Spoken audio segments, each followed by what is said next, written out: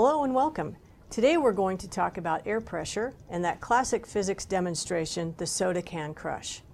So what I have here is an empty, open soda can. I'll show you this one. It's just, the soda's been consumed, the can's open and it's empty, on a hot plate heating up with about 5 to 10 milliliters of water. Now the water is boiling in the bottom of the can, and the steam, which may be visible, is coming out through the top of the can. And in this demonstration, the can's picked up and put upside down into a bath of ice water, which I have here. So I'll put on my safety goggles, and I'll grasp the can firmly at the bottom with my palm facing up, and I'll get ready to upend it in the ice water. 1, 2, 3. And just like that, the can is crushed.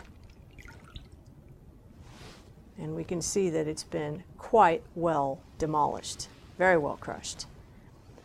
So while vivid and certainly one of the students' favorites as a demonstration, this is entirely qualitative.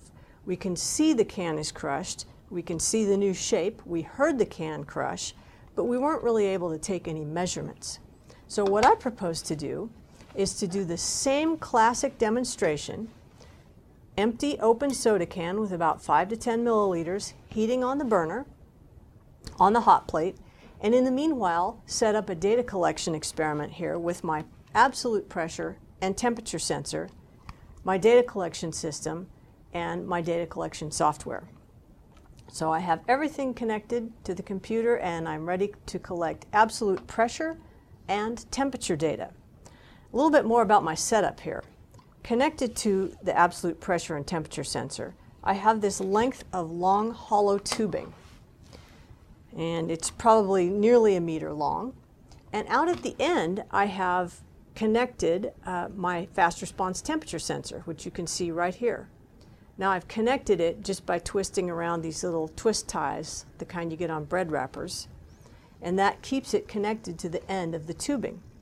What I'm going to do is introduce it down into the can just before I put the can upside down into the water. All right, so I'll go ahead and begin recording pressure and temperature data. And we can see that we're at regular atmospheric pressure here, about 101 kilopascals. So just like before, I'll go ahead and grab the can with the tongs down at the bottom, and I'll introduce the tube with the temperature sensor about 2/3 of the way down into the can. And we can see, of course, that the temperature is increasing because it's down there near some boiling water. And here we go, into the water, 1, 2, 3. And crush. Now I'll stop recording my data. And we'll go ahead and scale the graph so we can see exactly what happened here. And I'll close the tool palette. And although I have several data points to the left between 0 and 30 seconds, at 30 seconds, thereabouts, is where the action seems to have occurred. And from this point, of course, I can go ahead and analyze my data. I can begin by dragging the axis either to the left or to the right. I could translate the entire graph to the left, which I'll do, so that I can stretch the x-axis just enough to give myself an idea of how much time it took for that phenomenon to occur.